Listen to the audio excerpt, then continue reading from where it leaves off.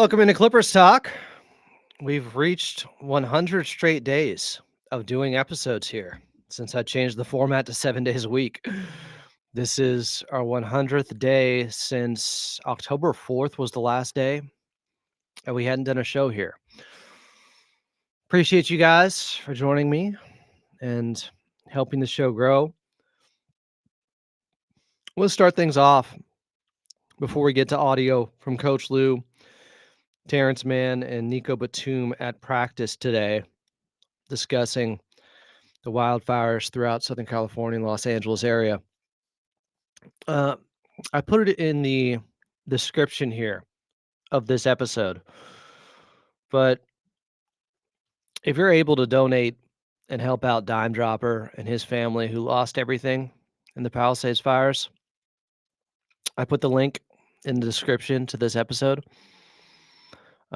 If you're able to, highly encourage you to, because, sometimes we donate to different things, charities. People say they don't know where the money is actually going to. In this case, you know exactly where it's going. And we got to help Dime Dropper and his fam get back on their feet. Just want to show him some love and support. So Clippers are taking on the Miami Heat tomorrow. We'll have a preview of that game coming up later in this episode at Intuit Dome. But first, I want to hear, and I haven't previewed any of this audio. This just came out from practice today. I'm playing this from Hoop Jab, if you want to subscribe to the YouTube account. But here was Coach Lou just about an hour ago. Last couple of days. It's been tough. Tough for our city. Tough situation. For all the families involved, friends, neighbors, and it's been tough. Just dealing with every single day. Just hearing about the people that you know is dealing with things, getting evacuated, losing their houses, and it's a tough time for all of us. So we've just been trying to practice these last couple of days, just try to clear our mind as much as we can. We know it's a tough situation, tough moments for a lot of guys involved. And we're just trying to fight through it the best way we can. Are any of you guys or your team or your staff affected directly by it? Yes, ma'am. Did they lose their houses or? Possibility. Yeah, possibility. And a lot of people that's been affected who had to evacuate also lost their houses as well. And it's a tough time, like I said, for the city. For the state of California to have to go through this. And so our thoughts and prayers out to everyone who's involved. And just hope we can get through it. We're listening to Coach Lou at practice from just about an hour ago. The first responders, the firefighters, done a great job of just putting their lives on the line to try to make sure that everyone's safe and doing the best that they can. So we really appreciate them as well. What was it like being on the road for this? What the worst of it was happening? You heard about it, but you really didn't understand it. You heard about it. You heard about it when we was in Denver, and you really didn't understand until you got back and you saw the ashes and you saw as we were about to land the flames. And it was really eerie. And so all we can just pray and help the people that we get through, just help them the best way that we can. I'm going to go to one other account here to see if we can get a little bit clearer audio here from Coach Lou earlier today, about an hour ago at practice. Let me see if I can find that for you. If that's the best we got, that's the best we got. But I think... How have you guys... For the city, for the state of California to have to go through this. And so our thoughts and prayers out to everyone who's involved.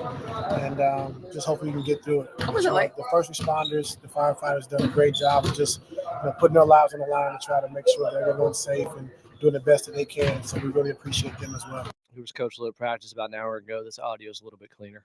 What was it like being on the road for this? What the worst of it was happening? You heard about it, but you really didn't understand it. You heard about it. You heard about it when we was in Denver. And you really didn't understand until you got back and you saw the ashes and you saw as we were about to land the flames. And it was really eerie. And so all we can do is just pray, pray and help the people who need to get through this, help them in the best way that we can. How's Kawhi holding up through everything? Yeah, he's been good. He's been good. Tough situation for him. Things he got to go through with his family and his house situation. And just we're here to support him. Not only Kawhi, but anyone in the community that we need to help. We're going to help and support. So we're just doing our best to be able to do that. Is his house okay? You have to talk to him about it. How did you guys approach this weekend with uncertainty whether the game will be played? How you guys kind of approach it tomorrow? We knew we wasn't going to play. Was yesterday? Yeah, yesterday. When we came in and had a practice, we either had shoot-around schedule or we had practice because we couldn't take 4 or 5 days off, And so we just kind of played it by ear to understand what the NBA wanted to do and how they wanted to try to coach it. And then know we play tomorrow. Just had a practice game, and tomorrow we'll have a late walk through 5 o'clock before the game. Nico was saying that it's tough, but also you guys are pros and understanding you've lost 4 of the last 5, trying to recenter the focus on that. Just how difficult has that been, and what does that process look like? Joey Lynn with the question. To me, like I said, just get back to being who we are. I think we've kind of lost our defensive approach, to start games. Offensively, just making the right plays, sharing the basketball, playing with pace, and so we kind of got away from that. And so just figuring out different ways to play. We know Kawhi's come back, just trying to figure out how we want to play, how we want to use him, how we can ease him back.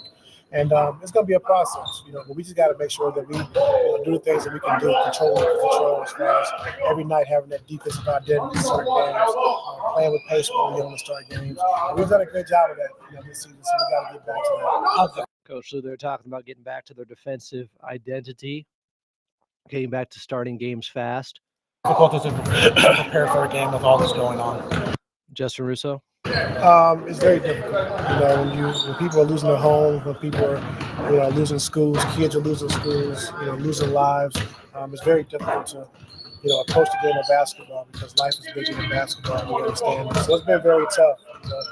But when the games are scheduled, we do have to try to prepare the best way we can. And so it's different for everyone. What have some of the conversations been like with the team, the organization, the guys? Again, I'm sorry. What the conversation been like between the organization, players, coaches, whatever, about how to support the community during this time? Yes, we talk about things. I don't know if some things that we're doing, but I don't have to say it right now. I don't know if I can say it or not, because I talked to Ms. Gillian about it earlier this morning. And so we are doing things to make sure we're helping out in the communities and helping out the people that need help. And so I'm very excited about that. How do you wrestle with the idea on whether it's a good thing to happen tomorrow, just given what's going on? It's above my pay grade. I think the NBA, they have a good handle on things that's going on and what we need to do. And so, when they make the decision, we're all in. We're stick behind them.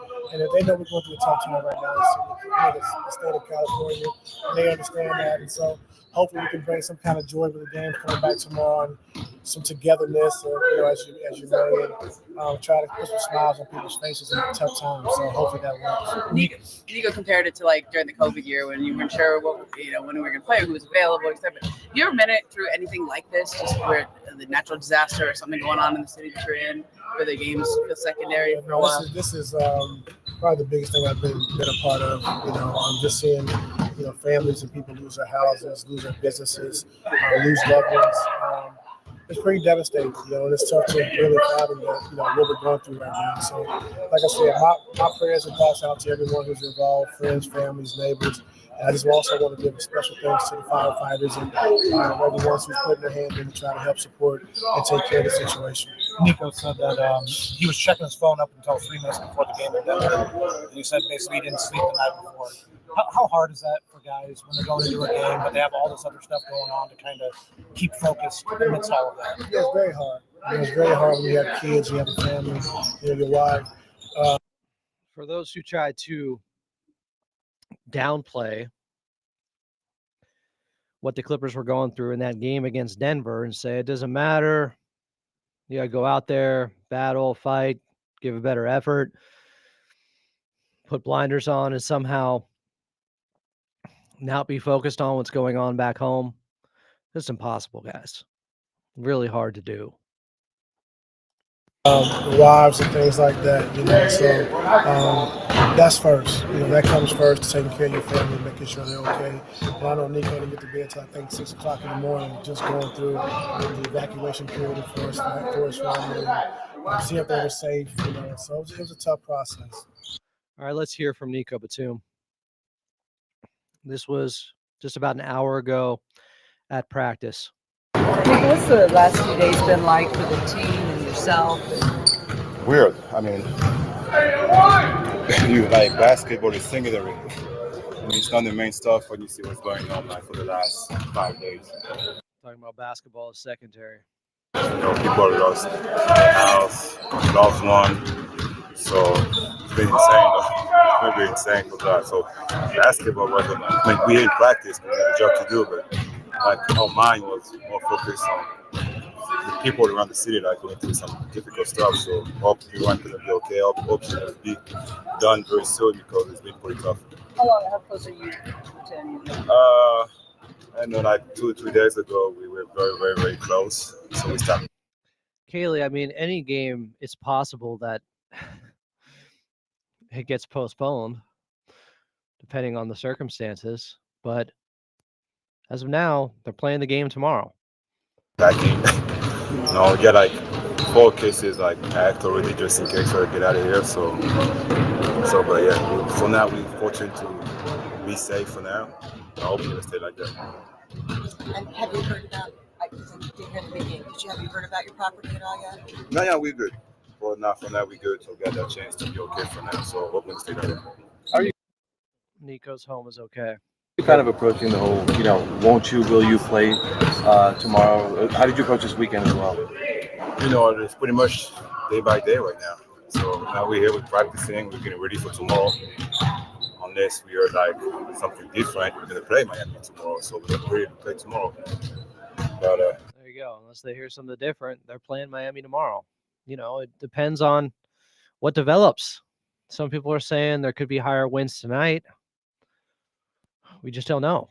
I mean, the Charlotte stuff was weird though. We really have no idea until like late the night before. But I think we're playing. We haven't heard otherwise. They didn't know till very late the night before if they were going to play against Charlotte.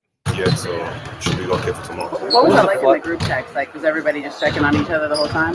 Yeah, I mean, yeah, we like people are okay. Like we know like Kawhi been through stuff, and people from the staff as well. I think the rest is fine. A couple guys get evacuated, but we try to take like constant communication to see if everybody is safe, if we need anything. So, and the organization has been doing a good job as well about that. So, How are you and the group trying to support Kawhi during this time?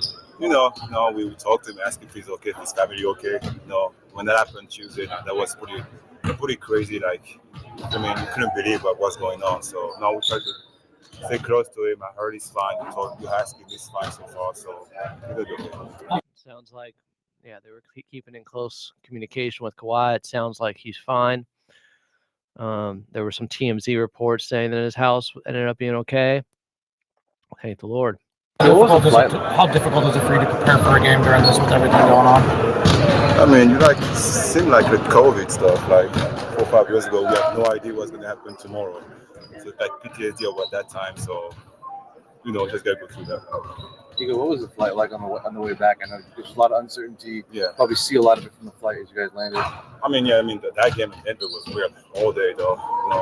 He's talking about the game in Denver now. I mean, I was on the phone with my family all day. I didn't sleep that night, too. Sleep that night. I mean, you don't know what's going on if the fire going to go to your place. So. You didn't sleep that night? I think I slept 2 hours before. Did you guys want to play that game? Yeah, I guess. I mean, you didn't have to Yeah, I guess. ask, actually. We were on the road, so yeah, I guess. I mean, you didn't ask, actually. We were on the road, so if it was in the air, it would be different. We were at Denver, but our mindset, in my mind, was like, not really in the game. Like, just get focused on the game. Like, I think I dropped Said his mind wasn't really in the game. my phone 3 minutes for the game. I think I dropped my phone 3 minutes for the game. He got off his phone about 3 minutes before the game. Before that, it sounded like he was on it constantly. Unless, to make sure it was okay. Like, I check at halftime. I never do that, but I check at halftime. Like, if my wife and kid were okay. Checked his phone at halftime, see if his wife and kid were okay. That was a weird time. Weird time. What part of town do you guys live in? In the valley. Oh, okay. Yeah. Nico, how do you kind of wrestle with is it the right thing to do to have a game tomorrow given what's going on? I mean, at the end, we pros. We have a game to play, we have a game to win, so we're going to get back to it. We got 2 great practices the last. We're pros. We have a game to play. We have a game to win. 2 days. So I mean, basketball Practice the last 2 days. side, we just for the last 5. So if we need to win tomorrow, we got You lost 4 of the last 5.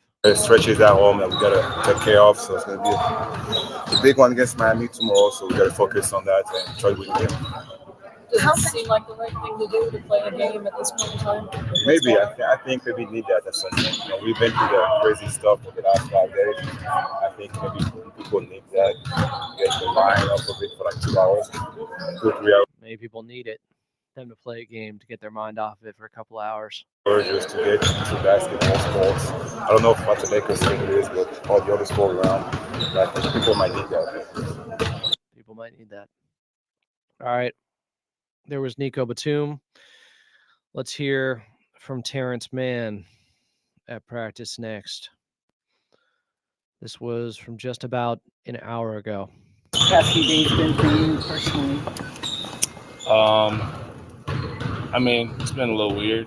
I'm from the East Coast, so I'm not used to stuff like this. But, just praying for the people that lost everything in the fire.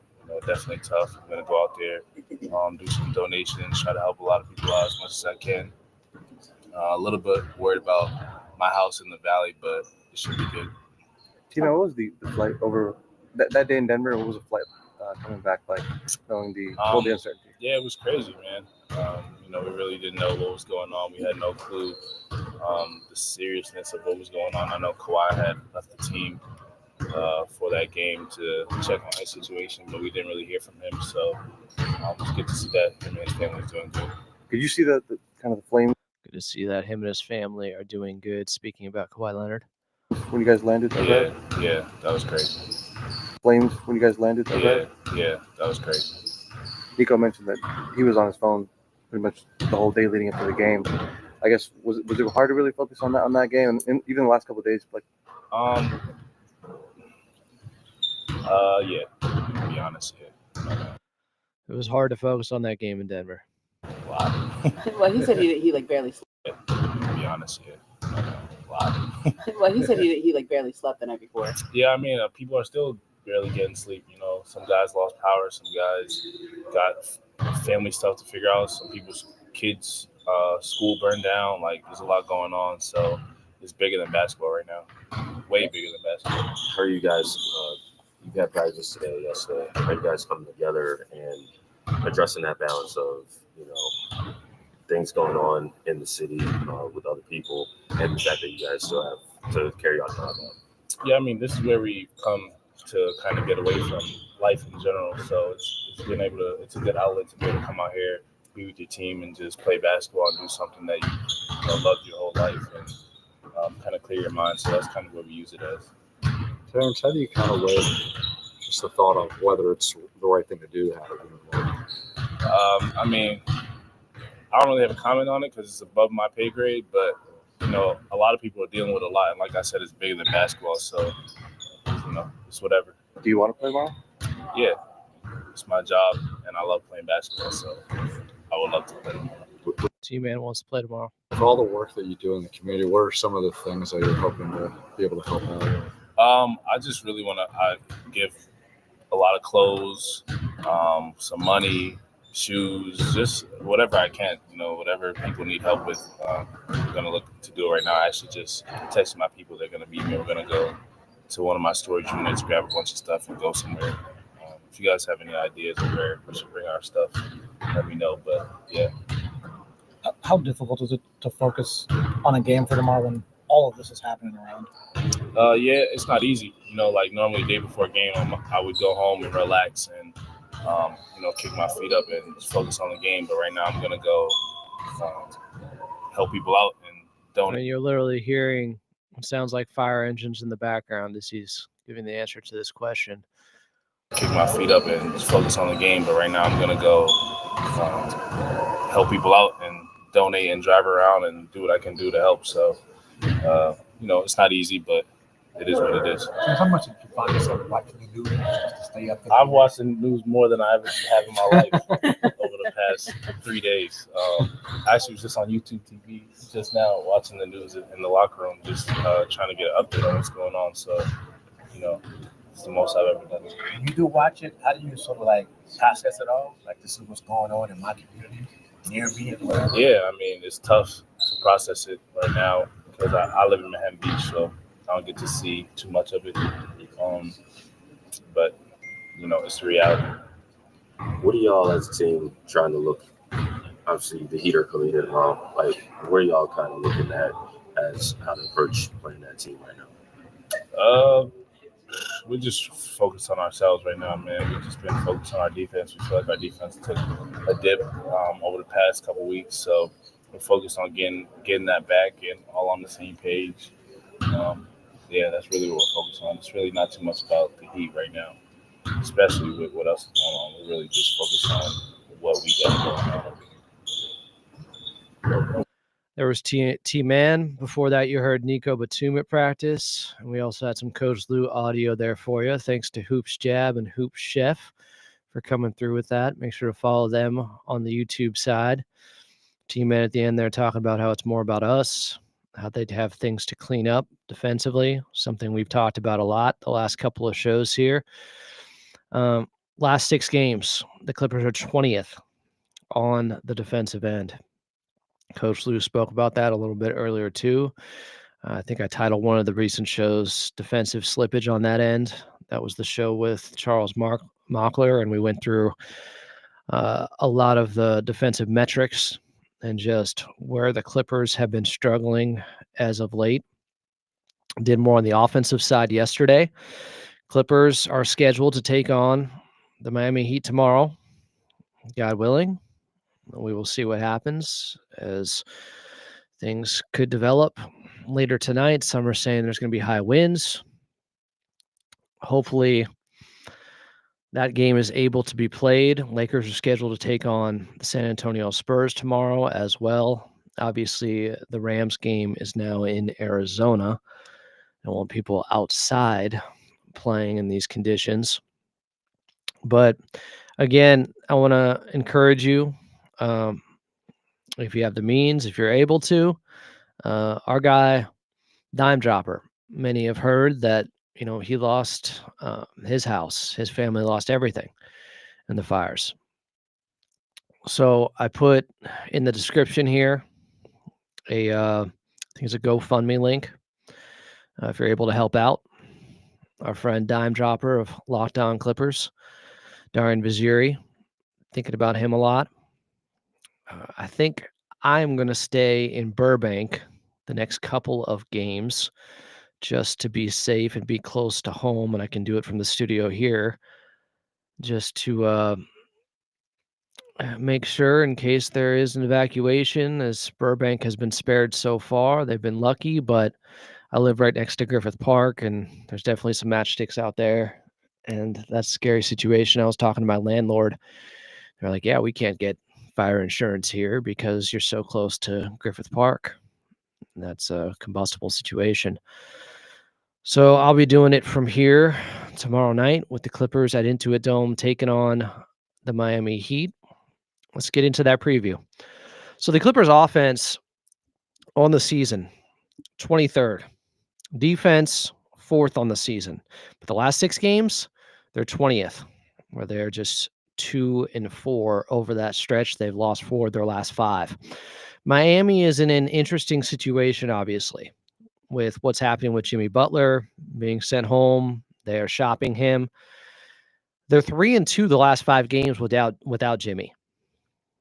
But they only have the 25th best offense in the league over that time. The 6th best defense over that time, but their offense takes a huge hit when Jimmy Butler is not on the court. The on-off numbers will tell you when he's on the court, they have an offensive rating of 117.5. They're playing basically like a top 5 offense. When he's off the court, they're playing like a bottom 5 offense. They got an offensive rating of 107.8. But what's interesting is on the defensive end, they actually get better when he's off the floor. When he's on, they're giving up 113 points per 100 possessions. With him off the court, it's just 108 per 100. So last 5 games without him, they're 3-2. They've been very good when it comes to preventing points in the paint, opponent fast break points. and they're only turning the ball over 12.8 times per game. But overall, they're not shooting it very well, just 32.7% from three. On the season, so these are games that include ones with Jimmy Butler, they have the 15th ranked offense, the 10th ranked defense. So you see their offense without him the last 5 games slips to 25th, but their defense actually improves and goes from 10th to 6th. They're not a great rebounding team, the Miami Heat. They're just 24th there, 29th the last 5 without Jimmy Butler. The Clippers, while good on the season when it comes to rebounding percentage, the last 13 games, when they're 6 and 7 over that span, the Clippers are 23rd in rebounding percentage the last 13 games. Significant drop off when it comes to cleaning the glass. It goes into, that's part of defense, being able to close out possessions. For more on just how the Clippers have regressed defensively and on the boards, check out last night's podcast. We kind of broke down the first 37 games of the season and divided it up into 3. So the first 12 games, the second 12 games, then the last 13 games. Recommend that show last night. Kind of exposes what's going on with their offense. That's also taken a dip, even though it wasn't great to start off the year. But the first 12 games, they were 17th. And now overall in the season, they're 24th in offensive rating. Miami also plays at a slow pace like the Clippers. They're 26th in pace. Now, if you go overall on the season, not just the last 5 games without Jimmy Butler, but he's missed 15 games with them, and they're 8 and 7. So a game above 500 without Jimmy. They're 20 and 17 now on the season after they've won 3 in a row, 3 and 2 again the last 5 games since Jimmy has been suspended. The last 3 games they won, Blazers, Jazz, Warriors, not exactly elite competition. Golden State has taken a step backwards, as we know. And the 2 games they lost a game to the Utah Jazz, even though they won one, and they lost to the Sacramento Kings. Those are their last 5 games. But they come in having won 3 in a row without Jimmy Butler. You look at the numbers the last 5 games, who's been playing well for them. Tyler Hero's getting 22 points per game, shooting 42% from the field, 38% from the outside over their last 5 games without Jimmy. But those are basically where a lot of his averages are on the year. In fact, they're down a little bit because on the season, he's averaging 24 per game, shooting 47% from the field and 41% from the outside. So I mentioned their offense has taken the biggest hit. They've dropped to 25th offensively the last 5 games without Jimmy Butler. He makes life easier for others like Tyler Hero.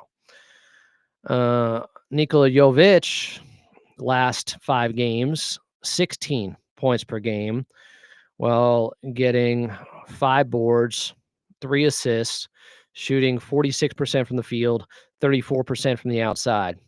Jaime Jaquez, 16 points per game, just like Nikola Jovic. You can get that mixed up easily. The last 5 games without Jimmy. He's been shooting it well, 53% from the field, but just 33% from the outside, but he's only taken 2 attempts per game. Bam Adebayo, he's getting 14 points per game last 5 without Jimmy. But he's only shooting 42% from the field and 36% from 3 on 2 attempts per game himself from the outside. Terry Rozier, 11 points per game the last 5. 38% from the field, 16% from 3 on 6 attempts per game. So his 3-point percentage is dragging down his overall field goal percentage. Terry Rozier has been struggling. Duncan Robinson, there's a 3-point marksman, but the last 5 games, well, he's getting 8 points per game. He's shooting just 35% from distance. So they have a lot of guys on the offensive end that are struggling, but defensively, they've been really locked in the last 5 without Jimmy Butler. That's how they've been able to get by. That's how they have won 3 games in a row. This is a dangerous team, I think, because they may have something to prove without Jimmy, and they're on a winning streak. Pat Riley, I'm sure, is extra motivated to make sure he sends a message that we don't need Jimmy Butler, and they can trade him and improve. Not a lot of teams can say that for their number 1 guy, their number 1 option, but the Miami Heat culture, apparently it wasn't enough to satisfy Jimmy Butler for making basically trade demands and talking about how He's lost his joy out there. Culture wasn't good enough for that, but they are getting by right now. Again, on the season, in 15 games without Jimmy Butler, they're 8-7. Over the last 5 without him since he's been suspended and they're shopping him, they are 3-2 and coming into Intuit Dome tomorrow night, having won 3 games in a row. So not going to be an easy one for the Clippers. Going to be a challenge. Guys are still going to have their minds on what's happening with the wildfires, of course. But I do expect them to put together a really good performance because the attention to detail should be there, given that all the talking points from what we've heard from these 3 interviews earlier today at practice is about their defense and how there's been slippage there. They know they've lost 4 or 5. They know they have to get back to basics, get back to their foundation, get back to their identity with playing great defense. Last 6 games, Clippers 20th in defensive rating. On the season, they're 4th. So it tells you how good they have been to maintain being number 4 on the season, even while the last 6 games of their 37 total played so far, they're just 20th in defensive rating, I should say. So I expect this Clippers team to come out and play well. It'll be an emotional night, I'm sure. And I will be in Burbank for that one. And probably the one on Wednesday against the that will be the Brooklyn Nets. Brooklyn Nets on Wednesday. And then the Clippers. No, excuse me. So, yes, Brooklyn Nets on Wednesday, Blazers on Thursday, a back-to-back, but first one's at home, second one's up in Portland on Thursday, and then they're back Sunday taking on the Los Angeles Lakers. So they do have, and that's at Intuit Dome, they have a ton of home games coming up. In fact, let's see here. 1, 2, 3, 4, 5, 6. 6 of their next 7 are at home. And the one on the road is up in Portland against a team, that you can't overlook, but one of the struggling teams in the Western Conference. So the Clippers do have a chance to make some hay here if they can handle business. But Miami's 20-17, just like them. I think everybody would expect them to be reeling more, just be in disarray and falling apart, but that doesn't happen. They've won their last 3 games. Wasn't against great competition, but I expect them to push the Clippers in this game tomorrow night. Could be a good one. I hope the Clippers can get back to doing what they do best, which is taking up the challenge of playing great defense. Every possession. Set a tone early on. That's what they're going to get by in this one. They have to start fast and maintain it because we've seen them start fast and then not be able to finish recently against the Timberwolves, against the Thunder. Both those games up by 19 against the Timberwolves, up by 14 on the road against the Thunder. And they ended up losing both of them. The one where they were able to hold on and dominate was at Intuit Dome against the Atlanta Hawks in Kawhi Leonard's first game. So Kawhi, all systems go, it looks like, for tomorrow's game. He practiced today. There's some practice footage out there. Hoops Chef has it. Hoops Jab has it. And you can check that out there. But this Clippers team, as they've talked about here with Team Nico Batum, they know they need a victory, and they can give people a little bit of a distraction like we've been trying to do here on Clippers Talk. Just 2 hours to think about something else, to be entertained. Nico's talked about just trying to put a smile on people's faces. Yeah, we can need it here in Southern California. So as of now, the game is scheduled to be played tomorrow. Clippers at Intuit Dome taking on the Miami Heat. Tip off at 7:30, pregame at 6:30. Programming note, we'll have a Clips and Dip episode for you coming up later tonight. And I just want to, once again, remind you that in the description below, there's a link where you can help out our friend Dime Dropper. He and his family lost everything. So many people have here in Southern California. So thoughts and prayers are great. If you can also donate, any amount helps. We'll talk to you tomorrow. Pre-game show starting at 6:30. I'm Adam Osland. You've been listening to the 100th straight day of Clippers Talk. I haven't missed a show since October 4th. And I just want to say, extend my gratitude to the first responders and Want everyone to be safe out there and love your neighbor. Talk to you tomorrow.